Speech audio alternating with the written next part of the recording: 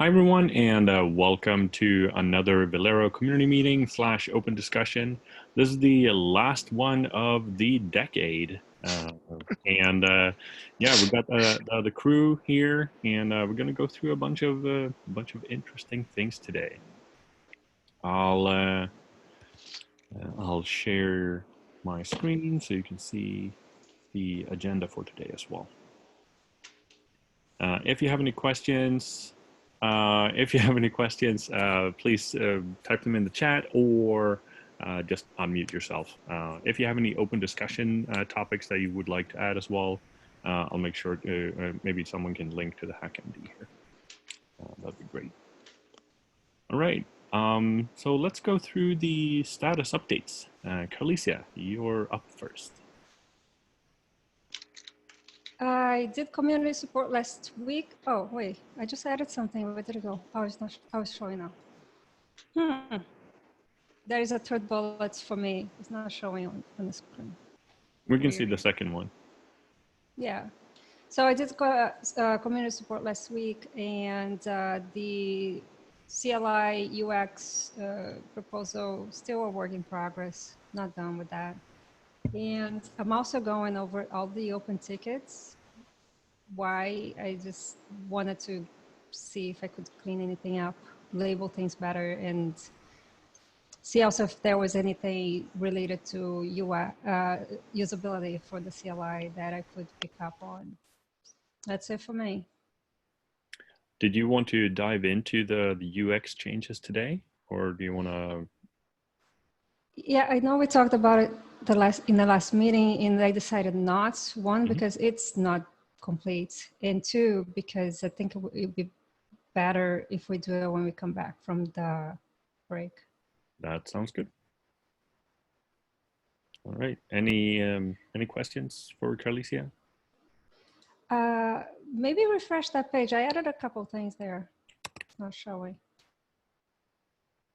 There we go. Yeah, weird. Perfect. It should show automatically, I think. Yeah. Anyway, any questions for me?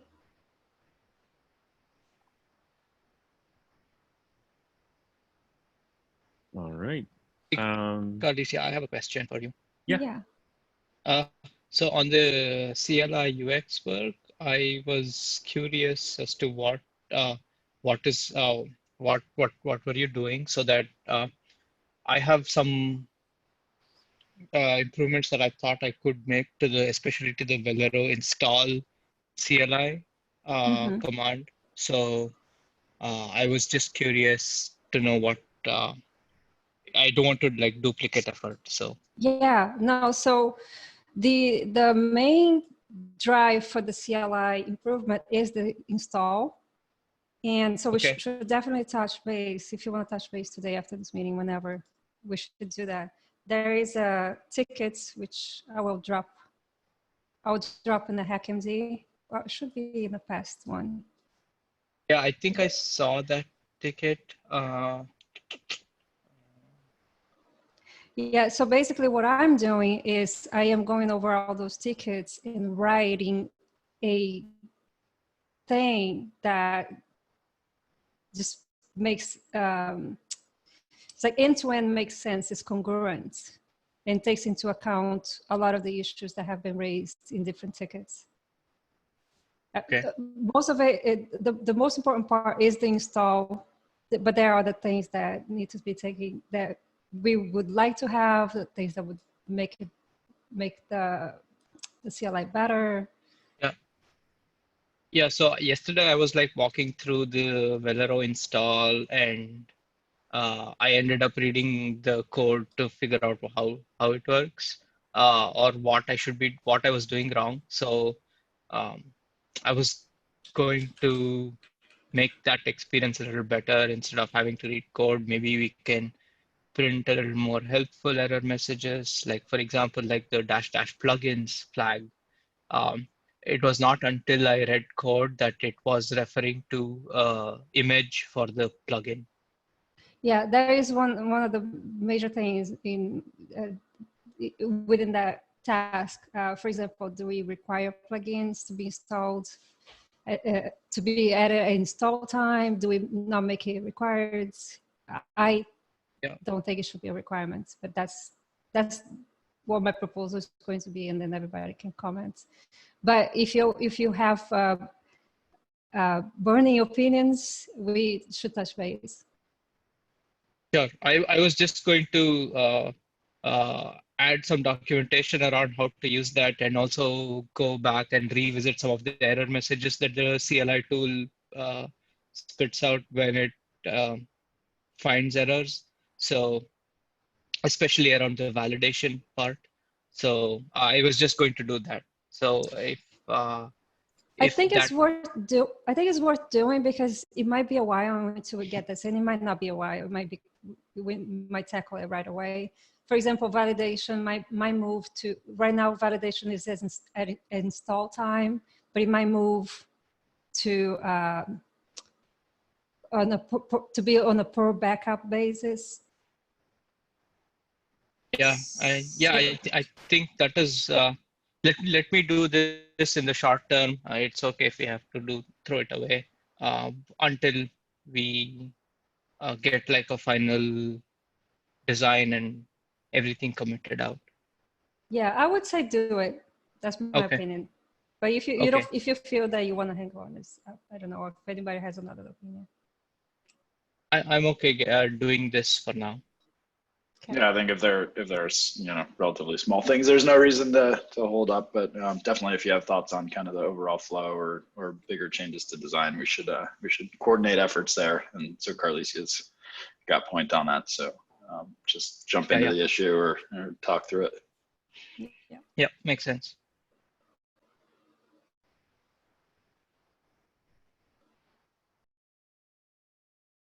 All right. Any other questions? You're not sharing anymore. I know, because I wanted people to see your face instead of my shared screen. Okay. So I'll share it again. So next up we have Steve. Yeah, I don't have too many major updates. I've been spending a bunch of time just going through GitHub issues, still kind of catching up, but trying to dig into some of the outstanding support issues and new bug reports that we've had.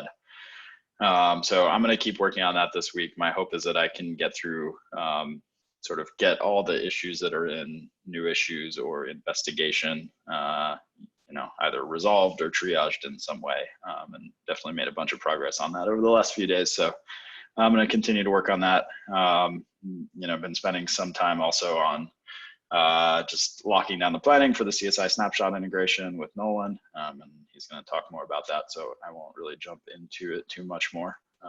But yeah, that's pretty much it for me, wrapping up the year. That sounds good. Any questions for Steve? All right, Nolan, you're up. I'm going to dive into CSI planning. Yeah, and if you wouldn't mind clicking on that CSI planning link, that's the ZenHub board. Or not. Yeah, do you have the ZenHub plugin? If not, I can also share my screen. There's that error up top, yeah. He probably doesn't have the plugin. I don't think you should. Oh, yeah, it's the plugin. That sucks. See, if you use the project boards from GitHub, this wouldn't happen. You can also do direct links over to the ZenHub. Yeah, you can do that app.zenhub.com. Yeah. If you use Jira, you wouldn't happen either. Hey, there you go. 10 people, 20 opinions. We can also move to Trello. Oh, You can use whatever. I prefer Excel. This is a dangerous conversation. We did have an Google spreadsheet yesterday, actually.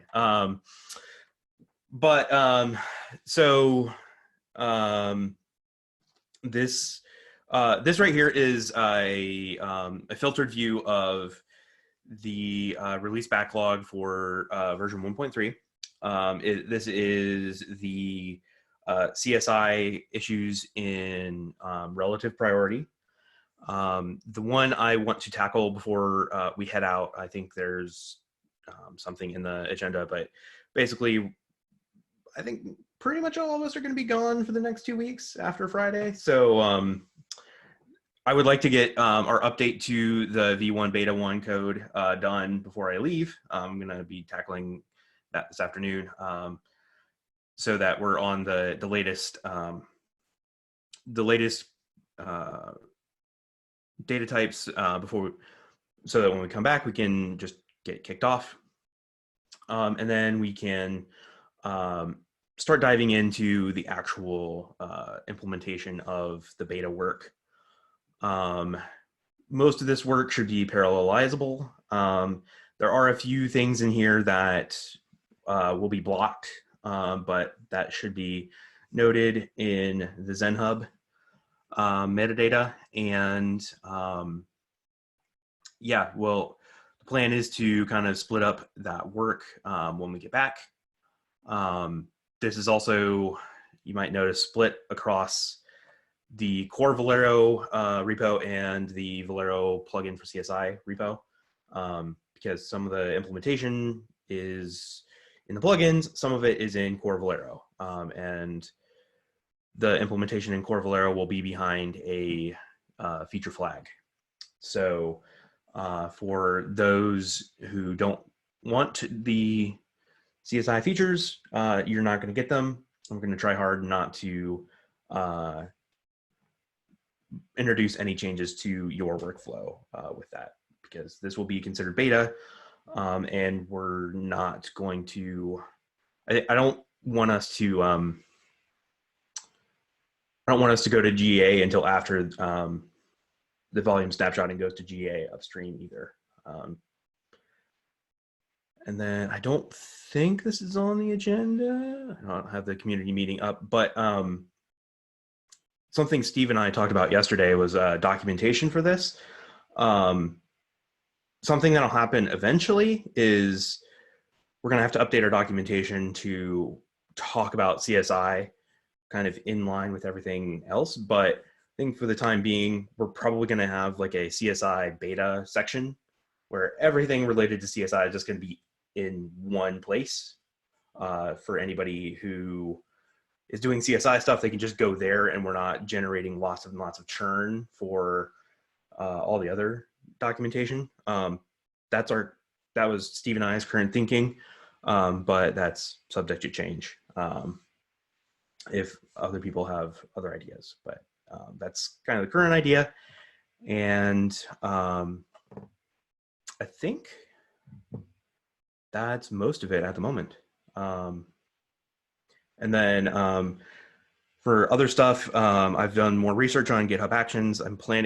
I had a big plan to like move all of our builder image stuff, and I'm gonna throw that away and just move over to, I think when I was playing with GitHub Actions before in their beta, they didn't have VMs at the time, but they now have VMs. So I'm just gonna kind of move over and use our current workflow and adapt it to the GitHub API versus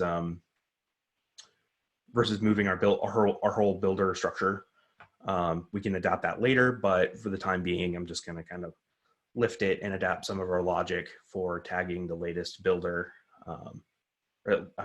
Tagging the latest image based on merges and stuff. So that logic, I don't know that I'll get that done. So we may be in a state where either the GitHub Actions isn't fully merged by the end of the break, or we're building GitHub Actions. We're doing GitHub Actions testing on PRs, but not doing container builds in it, or it's not merged before we go on break. So that's kind of the status of it at the moment.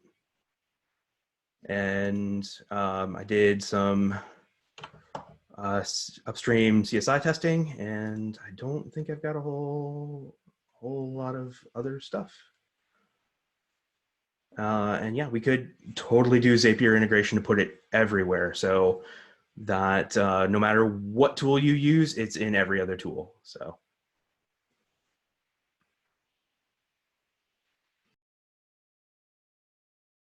that sounds great. Yeah, so bunch of interesting and awesome work here around the CSI integration. it's going to be interesting to see what happens there next year.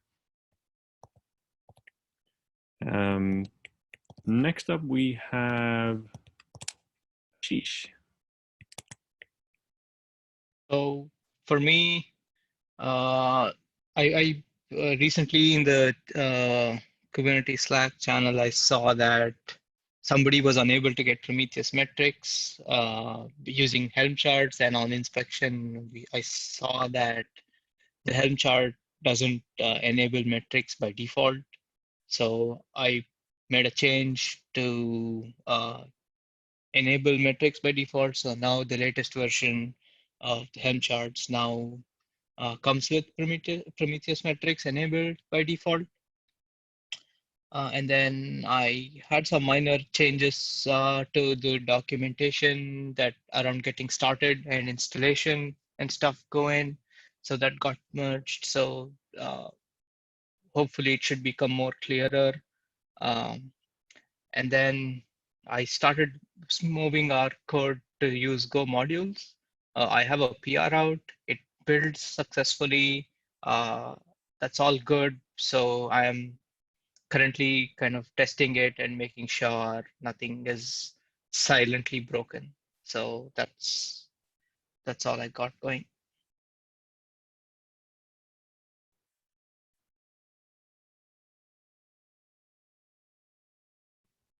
Awesome. Thank you. Any questions for Ashish? All right, Adnan, you're up. Cool. Yeah, not much.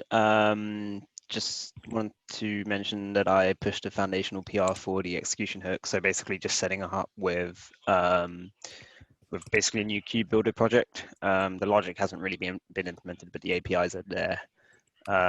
So probably gonna look to hand this off this week. Maybe Ashish and I can jump on a call and kind of walk through a bit more about that, if that makes sense.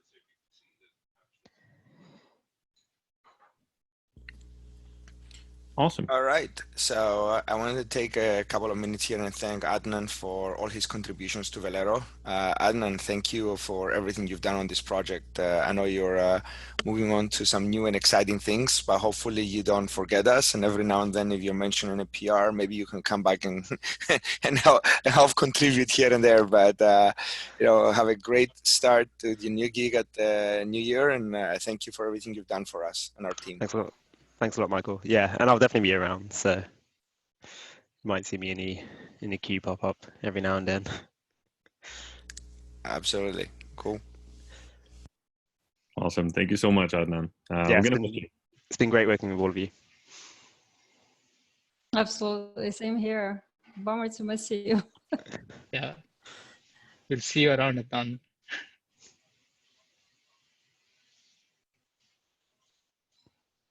All right.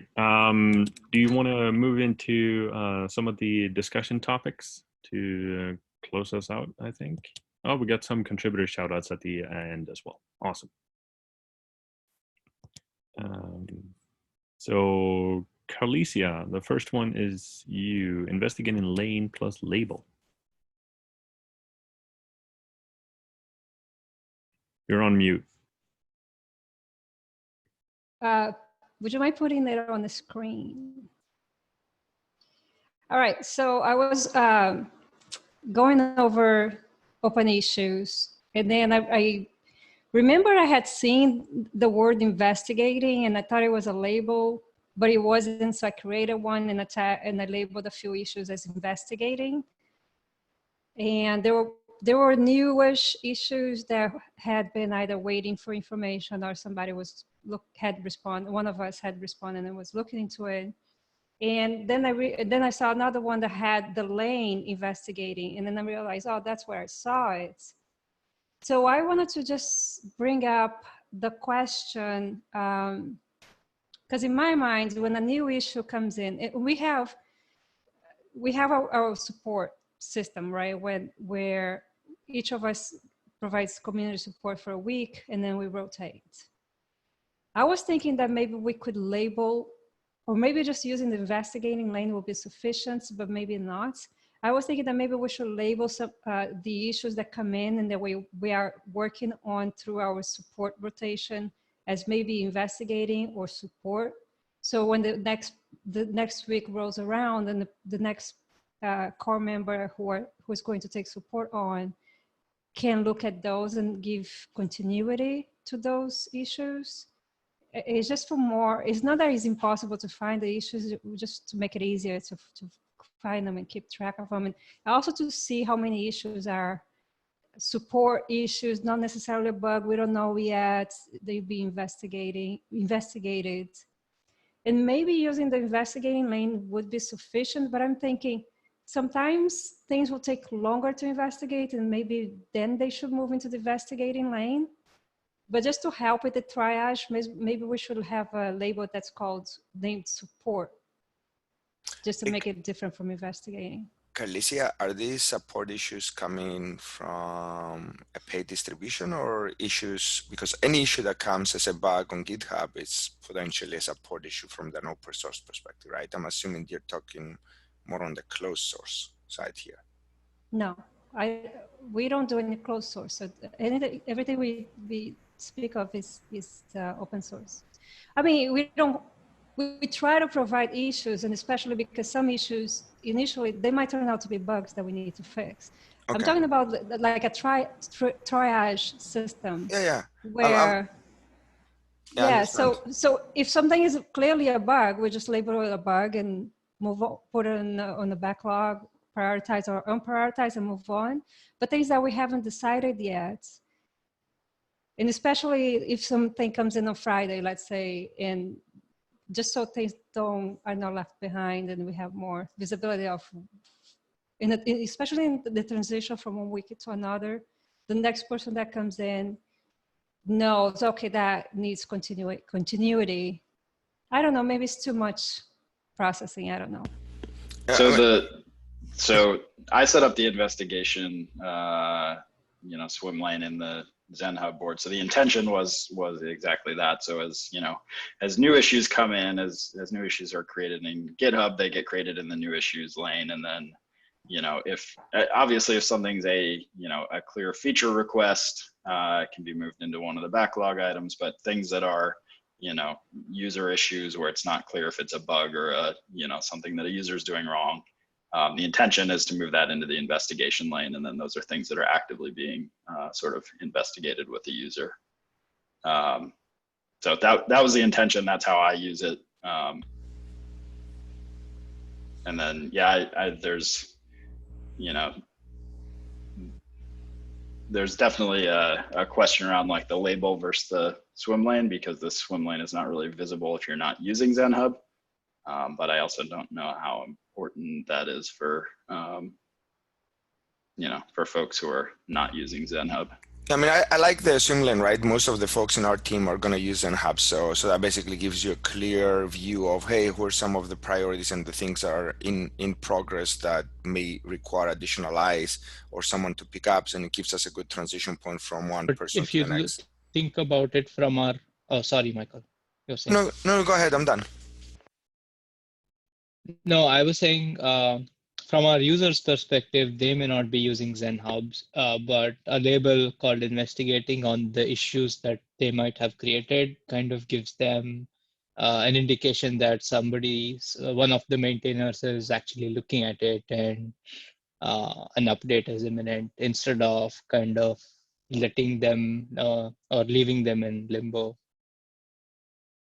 So here is a question that I have that actually, I remember Adnan asked this question when he joined us. What is supposed to happen? What do we want to happen when the week rolls around and the next person who's starting rotation, the support rotation, takes things over? Let's say if I'm investigating an issue, but I'm not done. I don't have a conclusion. I can't move it anywhere because I don't know where it goes. I don't know if it's a bug. I don't know if something we need to fix. I don't know if maybe it's just a question of helping them use the system. But Monday comes around and I'm not on support anymore. And what I mentioned sounds very simple, but it could be something very complicated. Should the next person in support take that over? or should I assign that to me and continue until it's done? Or done meaning we're going to move it somewhere. We know what it is. We're either going to close it or try to move it to a specific lane.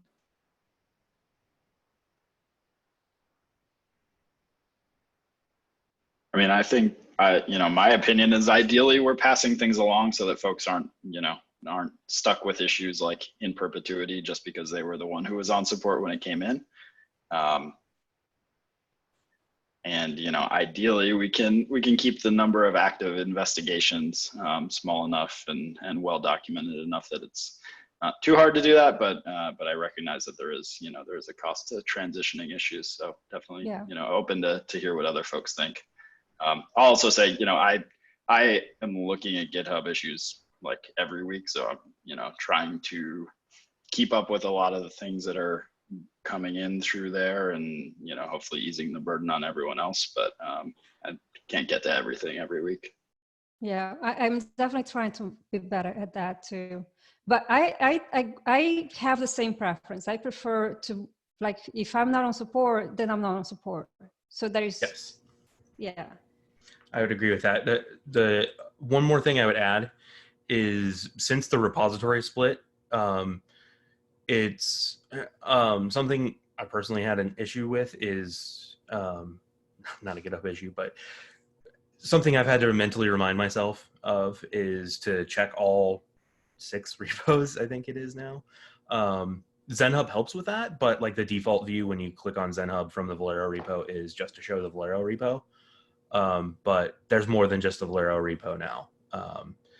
So that's something else we need to be aware of and keep on top of, because there will be issues for AWS and GCP and Azure and the example repo and CSI, and I think that's all of them, but that our core team is responsible for. But that is something else to be cognizant of, that it's not just that one GitHub repo anymore, which is something I find myself forgetting.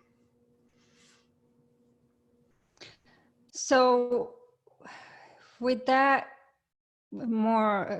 clarity, was that a label that we can use to make this process more visible, or no? Should I delete that investigating label? Should I rename it? Should we keep label all the things that are being investigated with that label?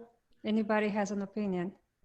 I like Ashish's point that most of our users honestly aren't going to look at ZenHub. Like for us, it's great for planning, and we're probably in there far more. And we document that it exists, but like if I'm a user that is having a single issue, honestly, I'm not going to look in ZenHub. It's extra burden for me, and if I just want to know about one bug, I'm not even going to see the ZenHub UI stuff. Like if I don't install the plugin, I'm not going to see it because it's all added after the fact.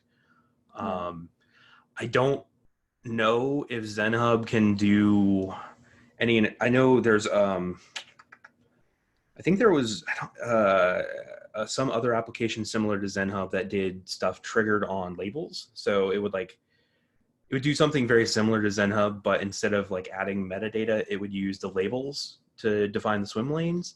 And I don't know if ZenHub could automatically say, because it's in the investigation swim lane, it puts the investigation label on, because that would be super helpful to reflect it in GitHub for the user. Last time I looked, that functionality was not available, and I agree. That's what we would want, because otherwise it's just like double entry. Right. If we could make that link somehow, that would be awesome.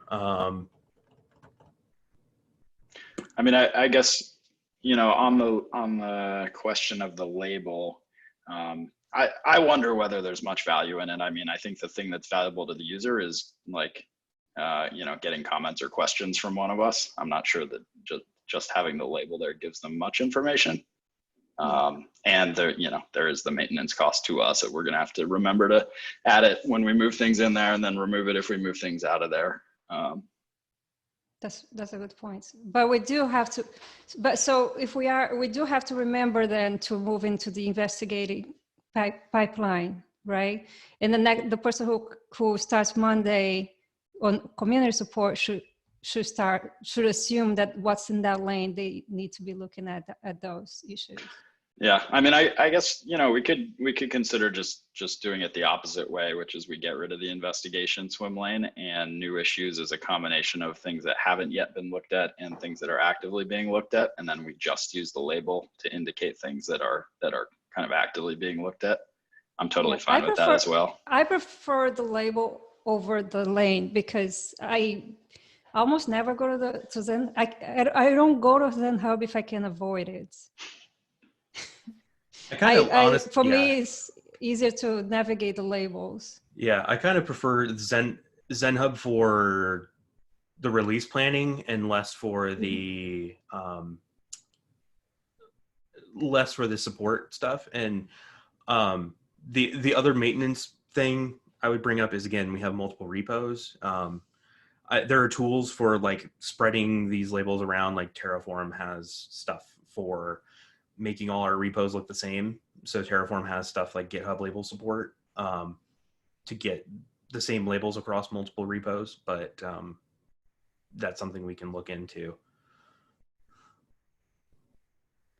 I love though having the pipeline on each issue, because I know what I look at it, I know what the issue is. I was more talking about loading the board with everything there. I don't want to, most times I don't need to look at everything.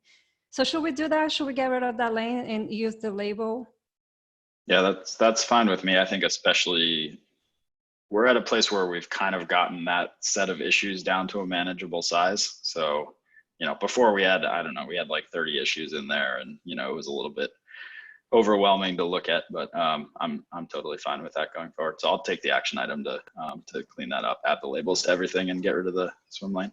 Could I propose another action item that we write down what we do on community support to say, hey, look at the investigation label when you're starting in on Monday to see, because that's not really written down, and we do it roughly once a month now, so it can be easy to forget. Yeah. Yeah, I can take that one as well, and then get comments from folks. I'll just put it up as a markdown doc in the repo. Yeah, that can just be in the repo, not site. And we still haven't found a way to make that visible to the community. I don't know if that's even important, but we talked about it before. Who's on actual support for the week. So an easy way to do that is to just change the topic in the Velero Slack channel. So ping at Carlesia for support this week. Mm-hmm. That's an easy thing. We don't have to say ping somebody, just say. I think last time we talked about this, we had talked about using that and saying, so-and-so is going to be sort of on call from, for 1 hour in the morning and 1 hour in the evening, where those hours are up to that person. But I don't know that, any of us have actually ever followed through with that. So.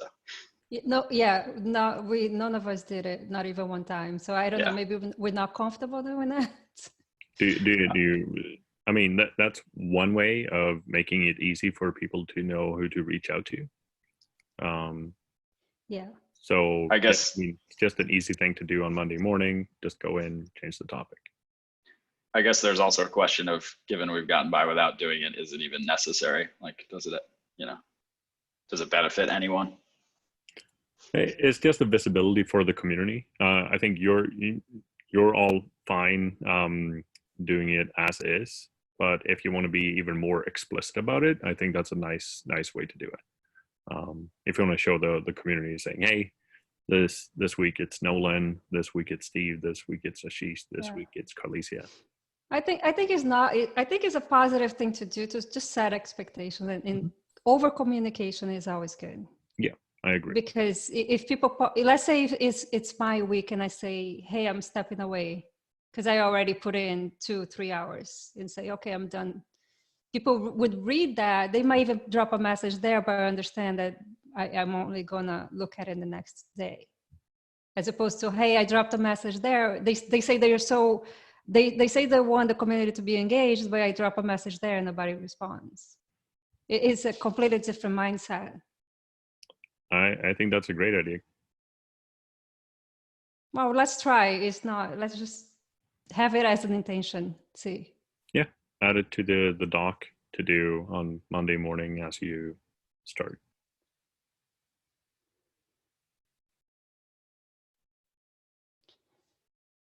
Any questions about that? I think, so we're gonna label things that we are investigating as investigating, remove the label investigating. If we triage it to something like a bug, then we remove the label, move that over to a lane. All right, next thing. Okay, so, thanks for that discussion. This is Kiran. Just wanted to say that this was useful for me, coming from a different community and how we run things there, just to learn how things are set up here. One comment on the multiple repos and issues. One approach that helped in our community, the OpenEBS, is can we set up the issues to be on a single repo, like a meta repo, and not have users keep creating issues in all over the place? Yes, we did have instances where we slipped through some issues that were created in like some repo that we don't look that often. Yeah, thanks for the idea. That's definitely something we could consider. I mean, we try to use ZenHub, which is this planning tool that we had up on the screen a minute ago, which allows you to pull multiple repos into one place. But I think we could consider doing an issues repo. I don't know if other folks have thoughts on it. We could also just turn off issues on the other repos and just direct them all to the Velero repo. I would prefer that than what Nolan said over having an issues repo, just because it's so hard for new people to discover that that is a thing. So, but right now I don't have any. I don't have any issue because if I want to look at everything, I do go to ZenHub. I have a couple tools that I use. That whatever I watch, I get notified. But again, I'm not super against having everything on the Velero repo either. I think that's worth doing, but I would also defer that until 2020. I don't feel comfortable making that change and then leaving for 2 weeks. Yeah, I think for now, yeah, I think we're okay, and ZenHub seems to have worked okay from that perspective. And so if folks are using that for support, for example, then things should get triaged. But definitely something to keep in mind as we continue. I mean, it's still relatively early days for us with having the multiple repos, so we're still kind of figuring it out. We have the infrastructure to support it, because like when everything was in one repo, we had all the tags and labels and stuff for like cloud AWS, cloud GCP. That's all still there. So yeah, we could probably just keep using it. I think we have, like, the maintainers have tools to deal with these repos, because I mean, maybe if there were 10 times as many repos, maybe it would be a different story. But right now we have tools. And then I think, how about for new people who are coming in, would it be easier one way or the other way? Maybe having the issues be in a repo where the plugin is, maybe that'll be easier for people to discover, see what's there that pertains to that particular thing. So actually, Kieran, can I clarify? Did you make a specific issues repo, or did we misunderstand you? No, you're right. So OpenEBS repo, we use that as a meta repository for project management and documentation and issues. All the other subcomponents or the components of OpenEBS are in individual repos.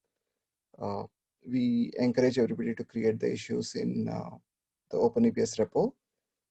But yes, as Clarissa said, there are people who come in and they feel comfortable raising the issues in individual repos. We try to disable that.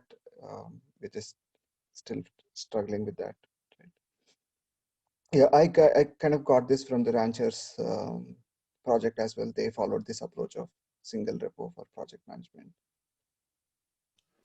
Yeah, it makes sense. Like it avoids the problem I was talking about with like having to move the labels around, because I was finding that with the CSI.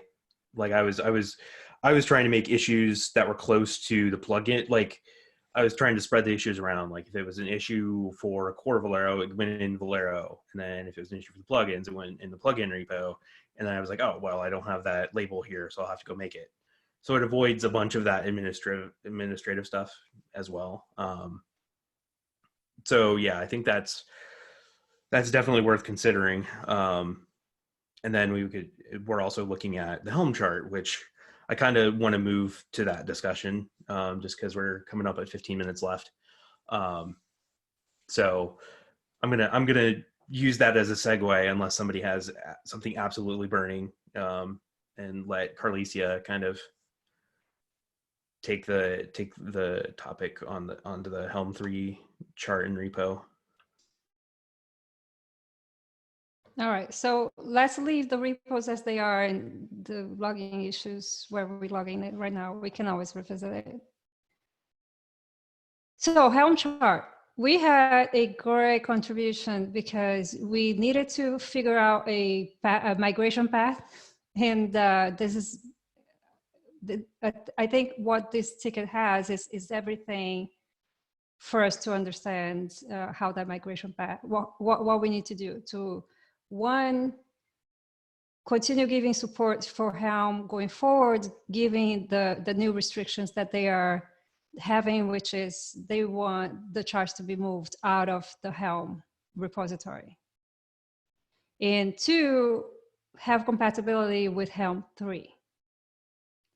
And you know, when do we make this move? How that would look like? Everything is described in this ticket. So not sure if we want to go item by item, or if people just want to look at it and maybe comment later. But the way I'm thinking about this ticket is, one, see if there are any issues, anything else that we need to investigate, that we want to investigate. Two, we're definitely going to need a repository.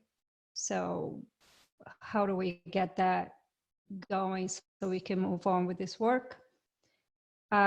Three,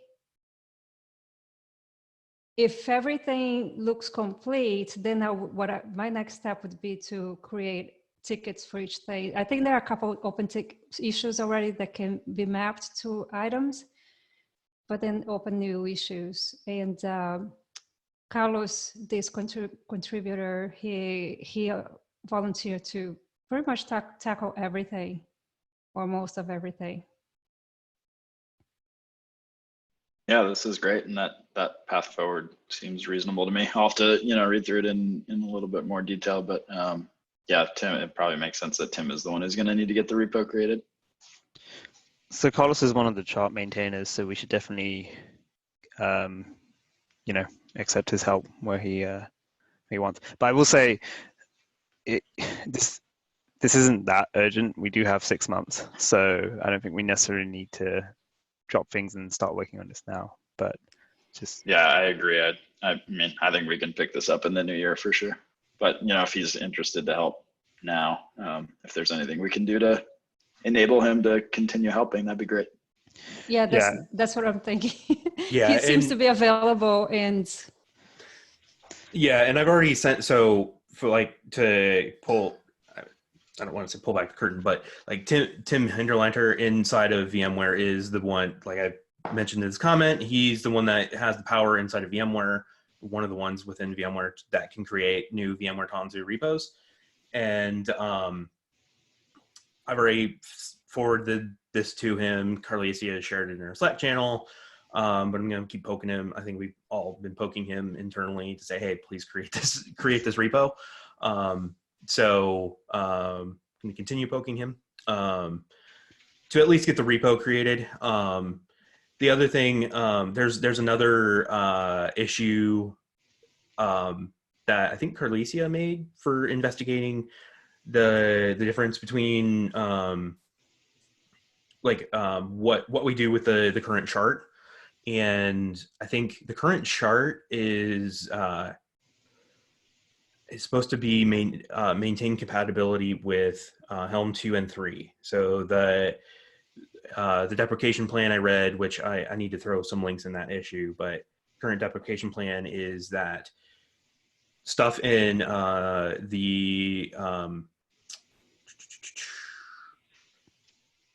it wasn't this then, but the stuff that lives in the current charts repo is meant to be compatible with Helm 2 and Helm 3, and then new charts will be Helm 3 only. It's like API version 2 or something like that.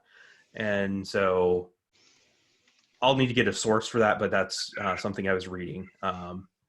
So I had questions on like, what's the level of effort between maintaining or completely breaking compatibility? So there were some documentation on what expectations are. It may be in this. Nope, it's not in this document. It's something different.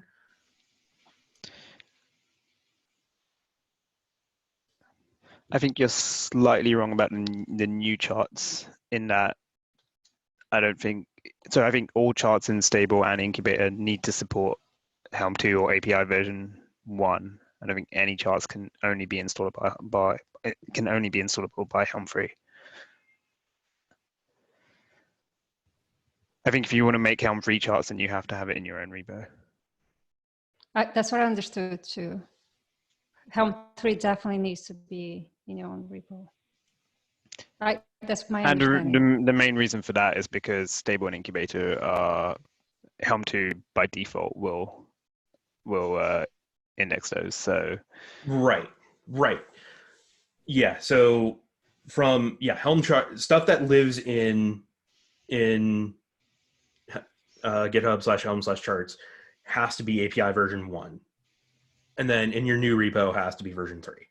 Sorry, I didn't mean to give the impression that you could put Helm 3 only in /Helm/charts. Helm 3, anything that's Helm 3 only has to be outside of that. But it needs to be compatible with Helm 2.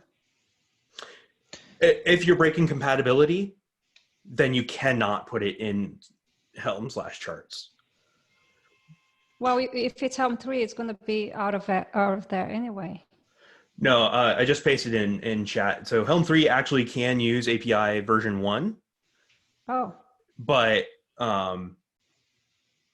you can. So Helm 3 is actually backwards compatible, but can go forward too. So if you want to like use new features, you have to put it in API version 2, and API version 2 cannot be hosted on /Helm. So you're saying Helm 3, if it uses API 1, version 1, can go on the Helm charts. Right. Gotcha. Which API version 1 is usable by Helm 2 and Helm 3. And then if you bump up to API version 2, it's Helm 3 only and must be in your own repo. I think we should avoid that anyway, just if we're going to have it in our repo, just deal with that. Work on that repo. Forward. You have another issue for this, so I'm going to go update that with this text because I pasted it somewhere else. But yeah, you had some questions about like what do we do and how to maintain it. So I'll go update that issue because that's separate from the mechanics of just setting up a repo. I'm going to make Carlos issue an epic and just have separate issues. So especially Adnan, because you are also a maintainer in Nolan, anybody who feel compelled to look over that ticket, because I would hate to set Carlos on some tasks if they're not proper. Because I'm gonna make sure we have one ticket for everything that needs to be done for all of that work. We should definitely, Carlos, are you suggesting we should only support Helm 3 sooner?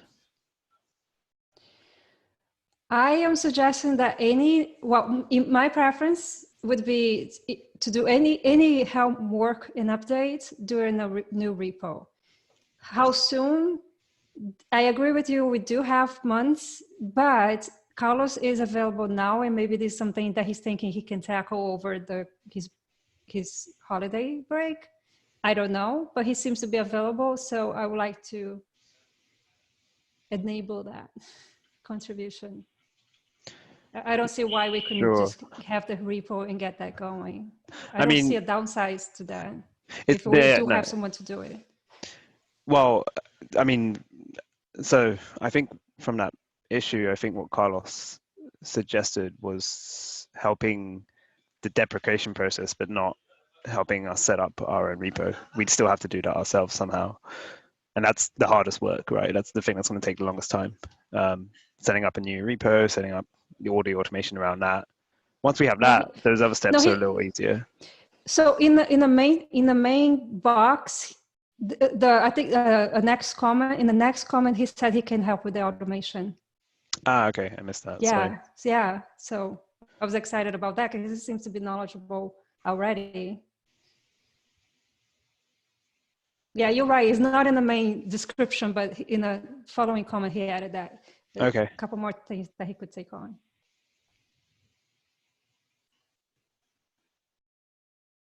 I'm guessing from his perspective, he just wants to get stuff out of that repo as soon as possible so he can move on with his life. I think it's a fantastic write-up here.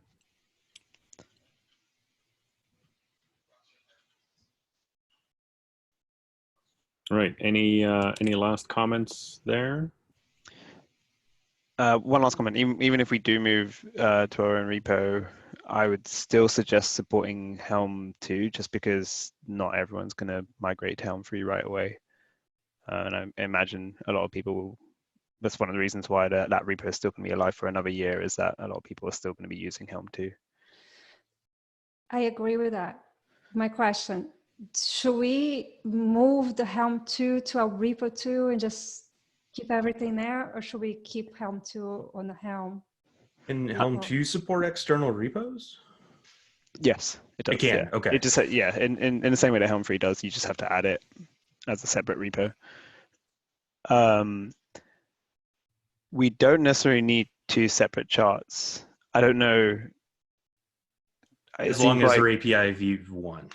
As long as it's API v1, and we don't need anything that's specific for Helm 3 in our Helm 3 chart, then we should be fine, which I don't think we do need anything specific. We've moved the CRDs to the CRDs folder.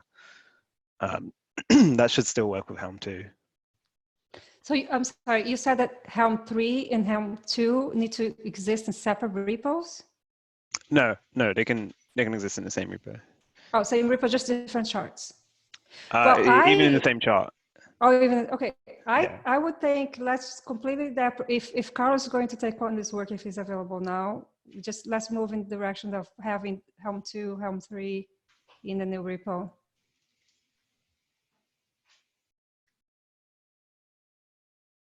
Yeah, sounds good to me. Awesome. Cool. All right.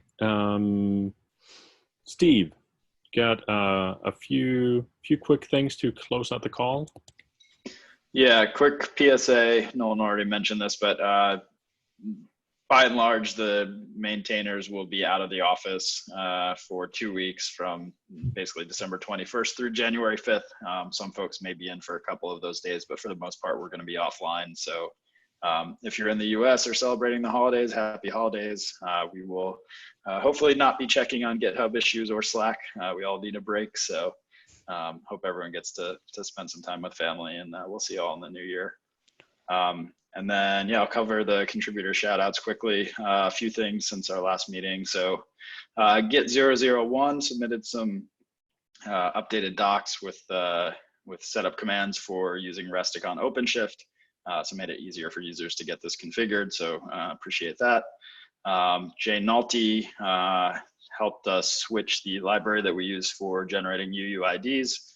The old one was no longer being maintained, so he updated us to an actively maintained library. So appreciate that. And then yeah, the write up on Helm 3 that we've just been talking about. So thanks a lot to C. Panato. Awesome. That's all from me. And with that, we're going to close out the last Velero community meeting / open discussion for the decade. And we'll see you all in 2020 on January 7th. Happy holidays. Bye, everybody. Bye, everyone. Happy holidays. Happy holidays. Bye. Bye, everyone.